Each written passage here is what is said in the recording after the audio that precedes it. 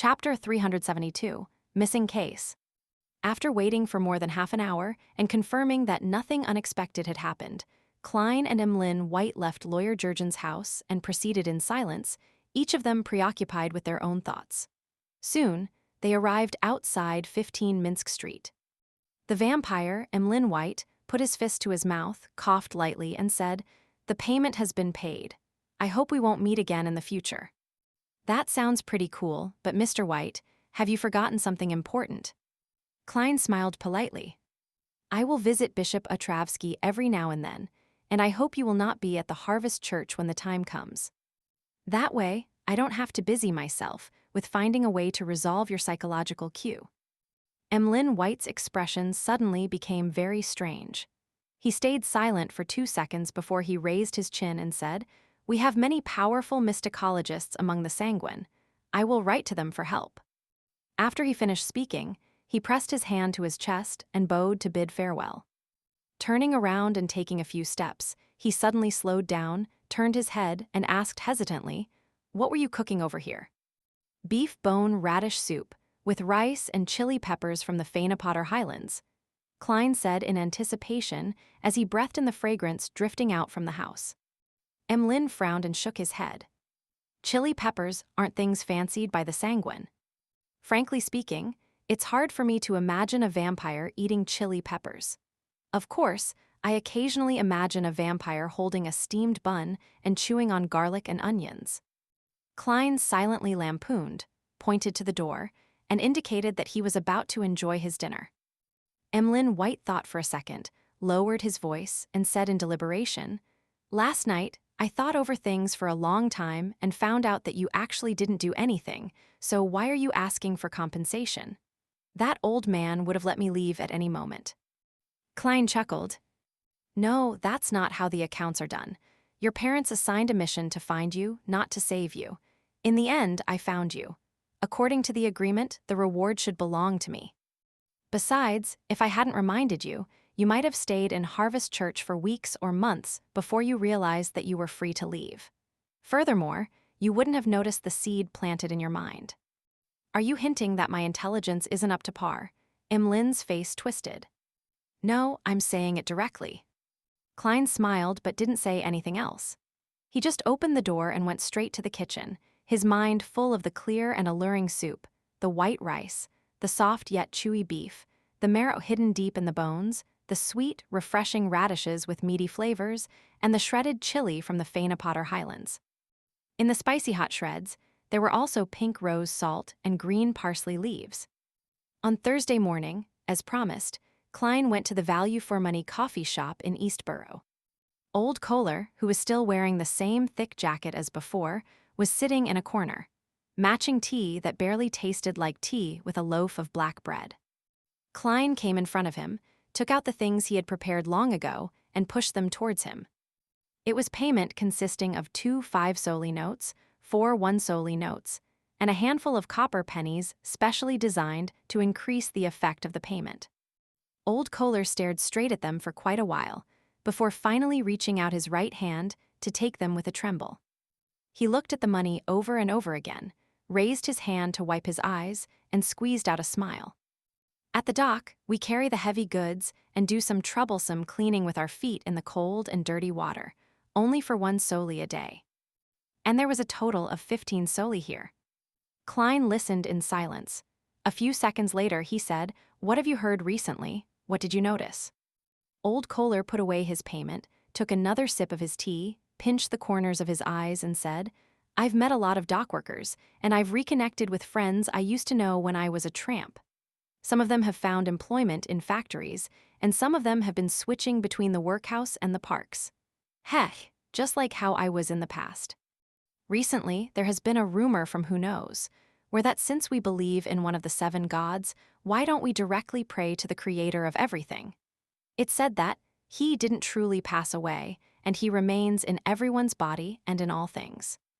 Praying to him will result in our redemption. Not only will we enter his kingdom after death, but we will also have a better life before death. For example, we don't need to work so hard, and we can have butter and oily meat every day. This, Is this some theory the Aurora Order has spread about the fallen creator? After what happened to Lanevis, they've begun to pay attention to the poor in East Borough, the dock area, and the factory district, hoping to use them for certain purposes. I wonder if the three churches have noticed this. They probably have.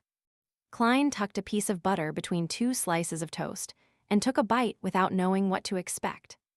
Old Kohler went on for a while before saying, "Mr. Detective, according to your instructions, I paid attention to the female textile workers. In the end, with the help of the police, their struggles failed, but the leaders became the factory's supervisors, and a third of them lost their jobs. Some of them are actively looking for new jobs, some have become street girls, and some have gone off somewhere.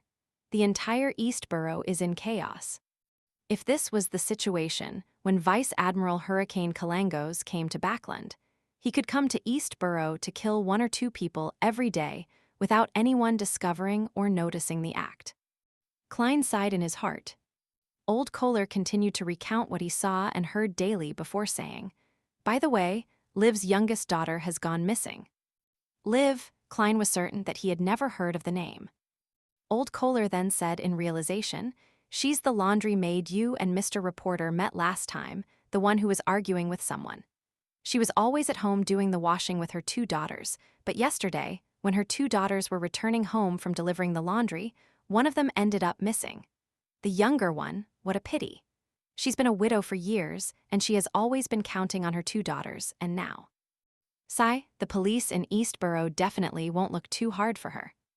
Unlucky people tend to meet with even worse situations because they have no ability to resist danger or change their environment. This phrase suddenly flashed through Klein's mind. After a few seconds of stone-like silence, he said, "Take me to see them.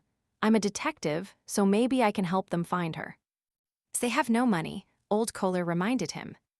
Klein picked up his hat and cane and said, "I occasionally do volunteer work too." Sherwood Borough, in the apartment which the 2 ladies originally rented. Zio had resumed her life as a bounty hunter, and Forrest hastened the pace of her new book, hoping to save the money needed for the beyonder ingredients required by the Trickmaster potion. But writing a book wasn't something one could write that easily. Forrest scratched her hair irritably and decided to go out for a walk to seek out inspiration. As she walked, she found that she had unknowingly returned to a familiar place. Diagonally ahead of her was the Yosifov Clinic, a fairly large private clinic where she had first worked. After staring at it for a while, Forrest thought of the old lady who had guided her into the beyonder world. She turned into a small alley on the right and took a shortcut to a nearby street. The 2 sides of the street had leaves fluttering down the parasol tree. It was a relatively quiet place. Forrest remembered that the old lady lived at Unit 39. Back then, she would occasionally visit personally to deliver medicine, give injections, or even to help with the daily chores. It's almost been 3 years. That place should have been rented out again. There might have been several changes in tenants. I still remember when I came to tidy up the items she left behind. I discovered many notebooks about mysticism. Forrest walked under the nearly barren parasol tree and slowly approached Unit 39. As she recalled her past experiences, she gradually gained some inspiration for writing. At that moment, she saw an old man in a heavy woolen coat and a black half-top hat standing in front of Unit 39. He had rung the bell 3 times. After a few minutes, seeing that no one was opening the door, the old man with blue eyes shook his head and turned around. He whispered in puzzlement, "Still no one." He suddenly noticed Forrest, who was looking at him from nearby. He hurriedly walked over, gently and urgently smiled, and said, "Beautiful lady, do you live in this district? Do you know Labero and Alisa?" "Alisa? Isn't that the old lady's name? There haven't been any tenants in this house lately." After some deliberation, Forrest said, "I don't know if the Mrs. Alisa I know is the one you're looking for. She lived here for a long time, but she passed away 3 years ago." "Passed away 3 years ago? What about Labero?" The old man with wrinkles at the corners of his eyes hurriedly asked. "Her husband passed away even earlier than she did," Forrest answered honestly. The elder was momentarily stunned before revealing a sorrowful expression. After a moment of silence, he said, "Thank you, good lady." I am the elder brother of Labero, and I've been living in Midseashire all this time. As I haven't received any letters from them for a long time, I decided to come and pay them a visit. Can you tell me what happened to them in the past few years? Mrs. Ollis's husband's elder brother. Could he be a descendant of the family she spoke of? Force suddenly snapped to her senses and replied with a smile, "No problem." She quickly thought through what she could and couldn't say. The elder pointed behind him and said, "There's quite a nice coffee shop over there." Klein once again stepped into the humid room of a slightly old apartment in Eastborough. He saw the woman who had quarreled with the street girl last time over her contempt towards her profession. She was standing in a pile of clothes. Her wrinkled face had lost a lot of its spirit, she lost her laborious drive, and she looked lifeless. As for her eldest daughter, the 17 to 18-year-old girl who was sitting by the bed and washing clothes, she kept sobbing.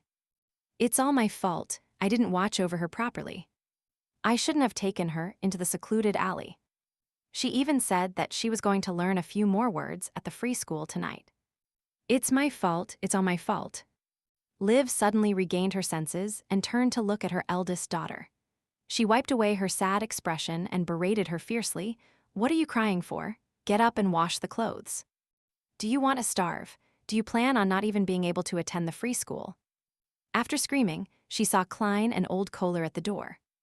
"Old Kohler, this is," she asked doubtfully.